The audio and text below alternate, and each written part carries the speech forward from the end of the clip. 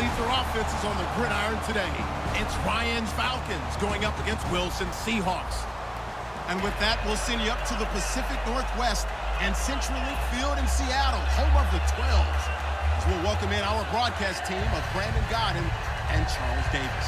Thank you very much, Larry. We are here on a beautiful afternoon for football. Today, we've got a good NFC matchup on tap between the Atlanta Falcons and the Seattle Seahawks. Tyler Lockett now with the return. A beautiful fake.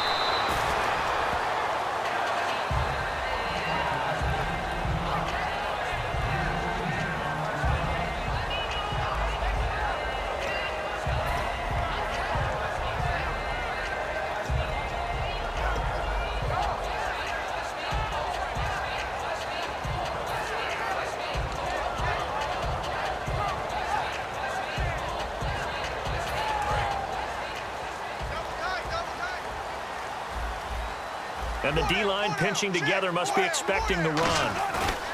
They go play action here on first down.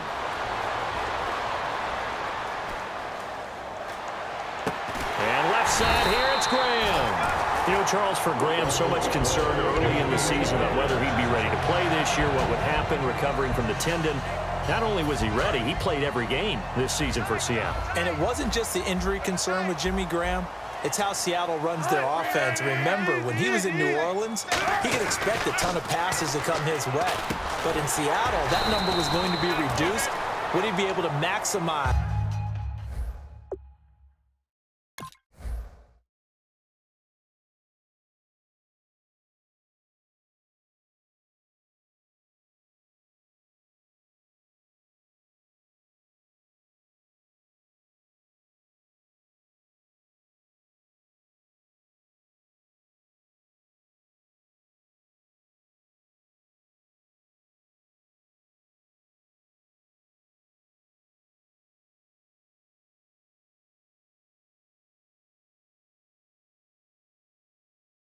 What they were going to throw in his direction, and he certainly did this year. 65 catches. 65 catches, just shy of 1,000 yards, 6 touchdowns too.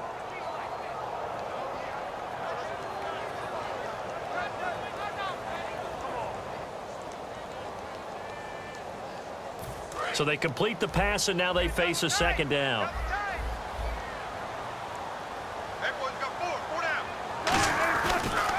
First carry for Thomas Rawls. And this time he's able to take it down to the 42.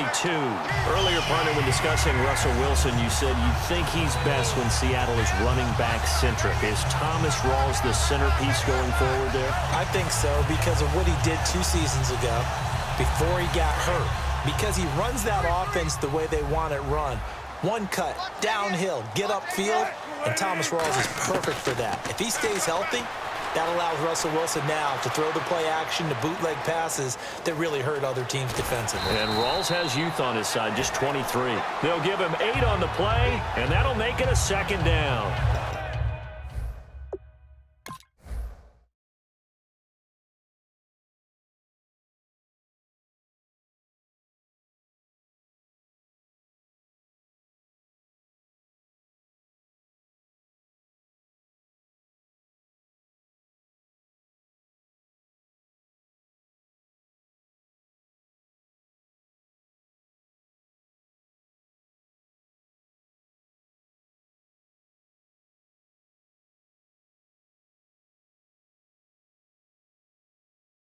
You know, I don't think this is the last time we'll see that in this game. This guy has mobility, and they want to use his legs in the game plan. So there will be designed runs as well as his scrambles.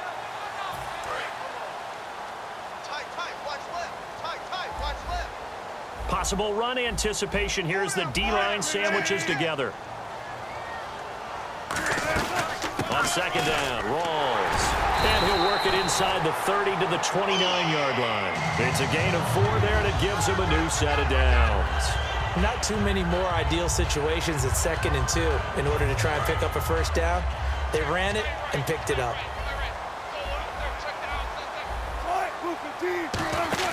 They'll throw on first down with Wilson. This complete to Lockett. And down he goes throws, taking it inside the 10 to the 7. A good pickup there at 22. I like watching the wide receiver screen because it's a real teamwork play. Because guess what? The guy catching the ball, he'll get all the credit.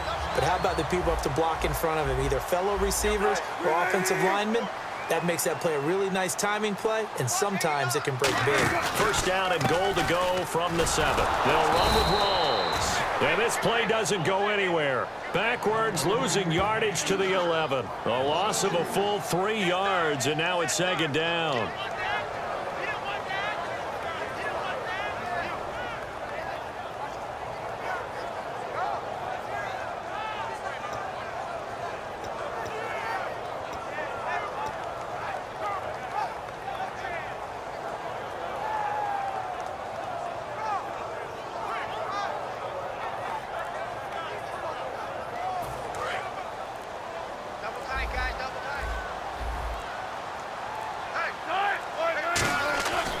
Second down, Wilson. End zone caught. Touchdown, Seattle. Doug Baldwin from 10 yards out. And the Seahawks take the ball down the field and score on the opening drive. Well, that's how they envisioned it. Get the football to start the game and score it. And I don't know if that was scripted. Was it an audible? Or was it just a play call that they had in their pocket? No matter what, they had the right call on against the right defense, and they end up in the end zone.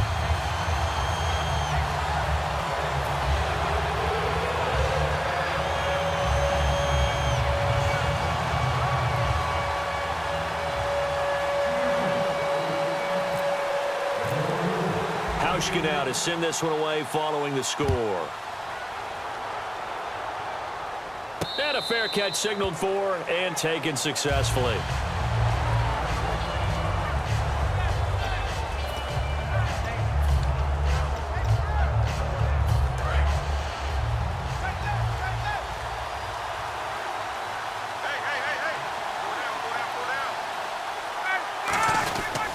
They'll run for the first time with Devontae Freeman. And when you watch Devontae Freeman run the football, you can almost close your eyes and hear him running the football, can't you? Because people just scatter. I mean, you know, when he goes through a pile, it moves in a positive direction for him. I just love how hard he plays the game. 1,000-yard season. He had 11 touchdowns last year. In March, 25 years old. So he's kind of hitting that sweet spot for a running back, isn't he? He really is. And I still remember the evaluation of him coming out of college. He does everything well, but you weren't sure he had a dominant trait. Well, wrong about that. He's dominant in just about everything he does, and I think that he's going to continue to elevate his game and seek a third Pro Bowl in 2017. And this defense looks for one more stop here on third after the run. Ryan now to throw on third down. Now he'll dump it underneath to his running back, complete. And he'll be taken down, but not before he gets into enemy territory.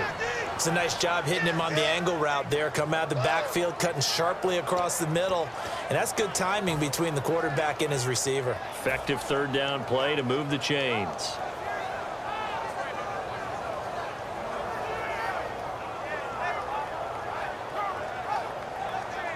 And now a first down following that long gain.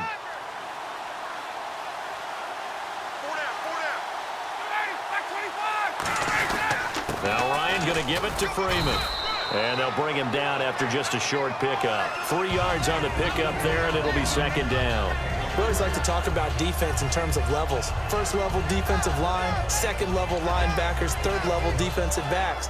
On that run, that was what we call a first level run, and it was stopped by a second level player. Alongside Charles Davis, Brandon Gaudin, it's the Falcons in possession to begin quarter number 2. They face a 2nd and 7 to start things out.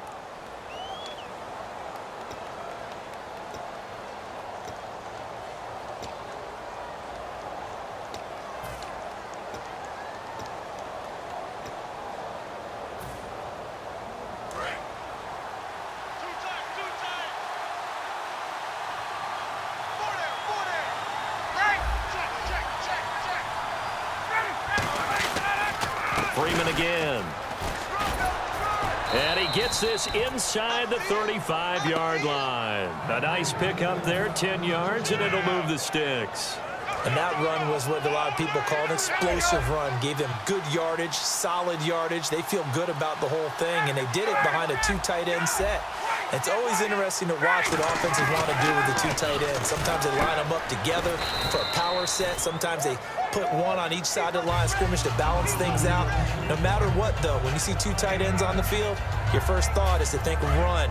In this case, the offense was able to run successfully.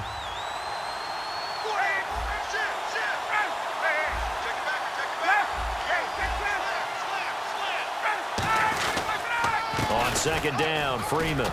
And he'll be brought down at the 21, just shy of the 20 in the red zone. But just 4 yards on the pickup, but that's good enough to extend the drive. 2nd and 1, and people want to run the football. This is where every back in the league is supposed to do exactly what we just saw there. Pick up the first down. Freeman again, a first down carry. And able to break 1 tackle, but then quickly brought down. But a nice little gain. Just what you want on a first down run. Call it 8 yards. And it's 2nd and 2. And now the offense operates in the red zone.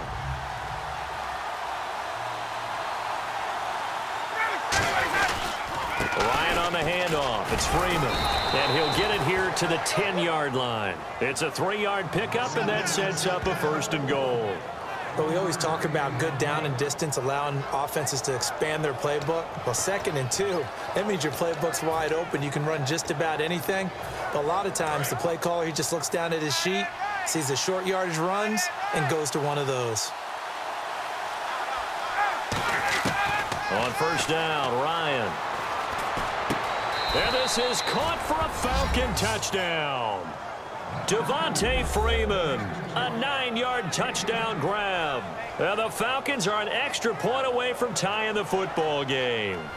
Well, he wasn't the guy they were initially going for, but after going through the progressions, it worked. When you have plenty of people who can catch the football, you don't always have to go to your primary target, and sometimes that target is actually covered. Nice job coming off of that and getting it to someone who was open. And the man out of the backfield gets in for the score.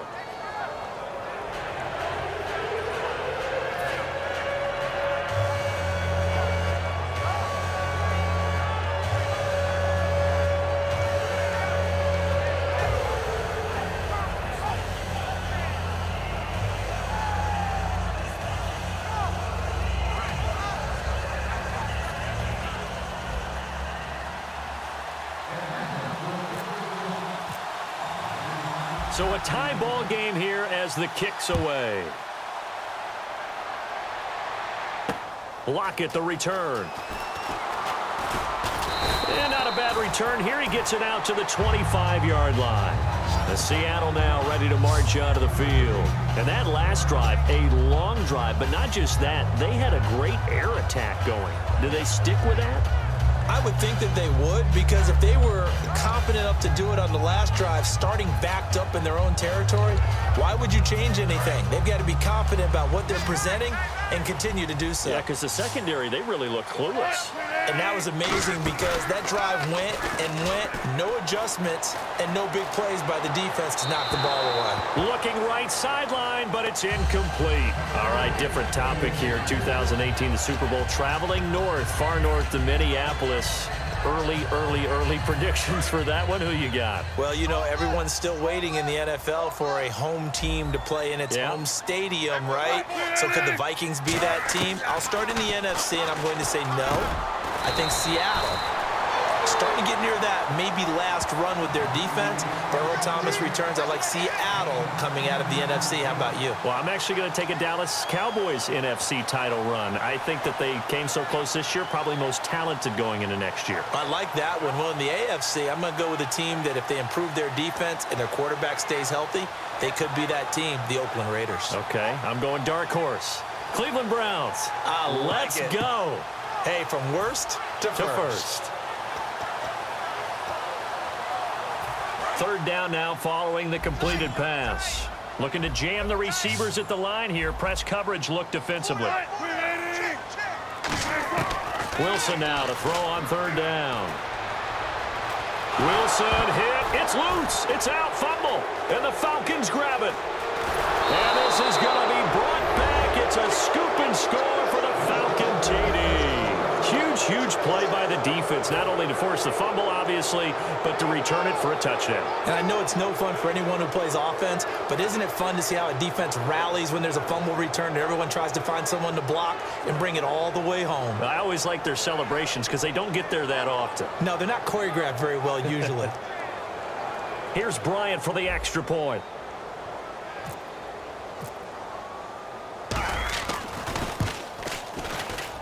And he's got it. It's now a 14-7 ball game.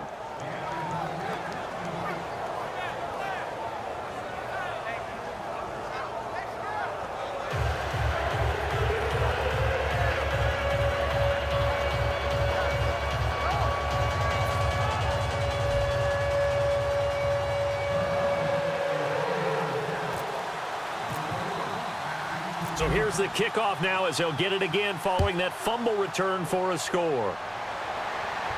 This fielded a few yards into the end zone. And he'll take it back to about the 19-yard line. As Seattle now ready to march onto the field.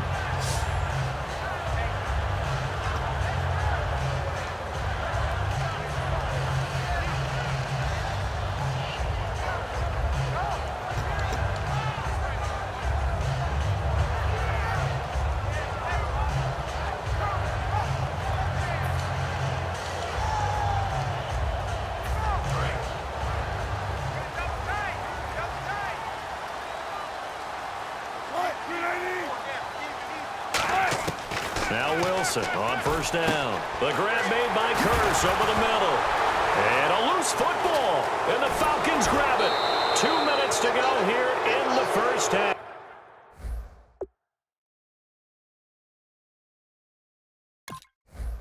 Back to CenturyLink Field after this. Really nice starting field position here for the offensive unit.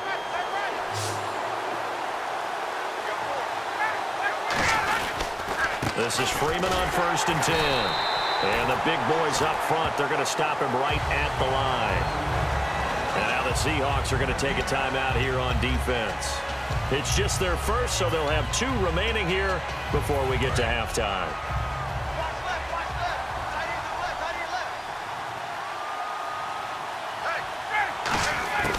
On 2nd down, Ryan. Now he'll dump it underneath to his running back, complete. And he is into the end zone for a Falcon touchdown. Devontae Freeman with his 2nd touchdown here in this first half. And the Falcons will add on to their lead.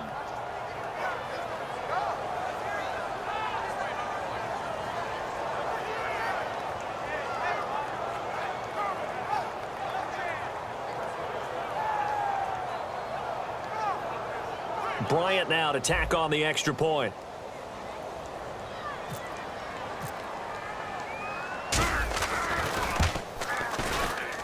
It's good, and it is now 21-7.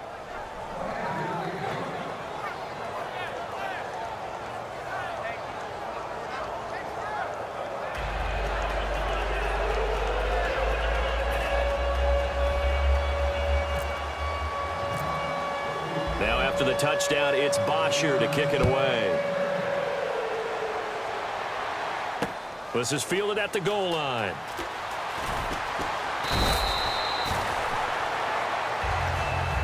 The Seattle now ready to march out of the field. And the turnover last time, that's sort of been symptomatic of their struggles here in this one. Big word. I like it, though, because you're exactly right. Like that, don't you? All game long, they've struggled moving the ball, turning it over on the last possession. Is that word again, symptomatic? Yeah. I like that. Your analysis, symptomatic of the success of this broadcast. What I like is that you gave me the word, and I just kept using it. And that one falls incomplete. Looked like he might have had position there, but he couldn't hold on it at 2nd down. And when all else fails as a defender, when you're not there in the coverage, your best friend is exactly what we saw there. A big play shot taken by the offense. Unfortunately, it ended in a big drop. Offense looking to avoid a 3rd and long. It's 2nd and 10.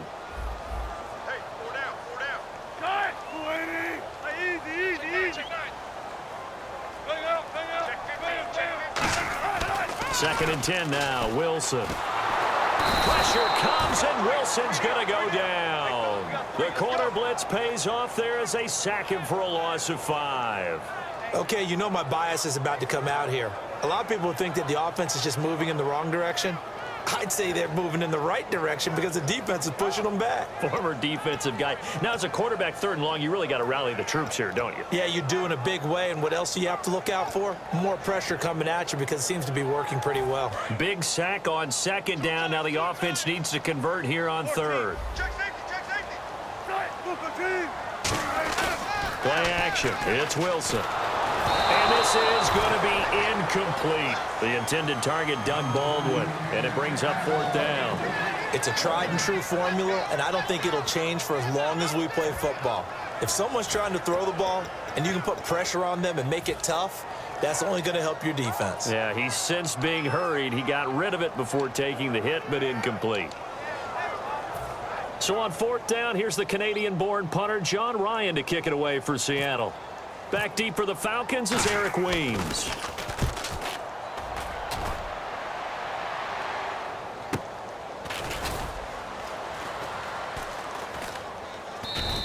Officially, that'll go as a 52-yard punt. Not too shabby. And it'll be Falcon football as they take possession.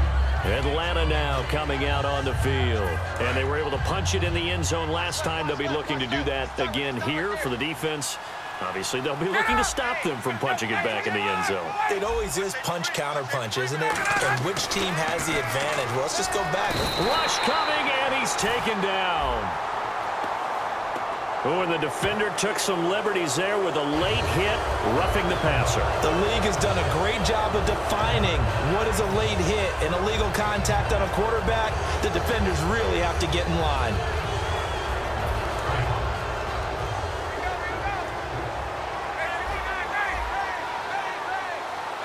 They come out here in the eye. On 1st and 10, it's Ryan. It's caught, left side, Tammy. A good pickup there, 8 yards on the 1st down completion. Seeing that play and understanding just how tough it is to cover tight ends, especially the ones running around the NFL nowadays, makes me glad I didn't make it in that league. I would have had a really difficult time. But now you get to sit up here with me. Yeah, and that's fun, isn't it? And what a really nice game right there on 1st down for them. Brings up a nice 2nd down for them. Incomplete pass on 2nd down. Let's see what the offense draws up here on 3rd. 3rd and 2, now Ryan. And incomplete. The contact made the ball roam free and brings up 4th down. And he's certainly not a guy that drops that football very often. Indeed, because that's a bit of a surprise. I know he's in the middle of some traffic and people, bodies all around him, but he usually has the focus to haul that one in. Too long for a field goal, too short to punt. That in-between range, and they'll go for it on 4th down. They're going on 4th down. It's Ryan. Now he'll dump it underneath to his running back, complete. And he gets this one all the way down inside the 20-yard line. Now whistles come in. We're going to get a timeout here by the offense. It's just their first, so they'll have 2 remaining here before we get to halftime. Ryan. Now he'll dump it underneath to his running back, complete. It's a good gain of 11, sets him up 1st and goal. And they're going to hurry back to the line now. Again, Ryan. And that is caught. Touchdown, Falcon.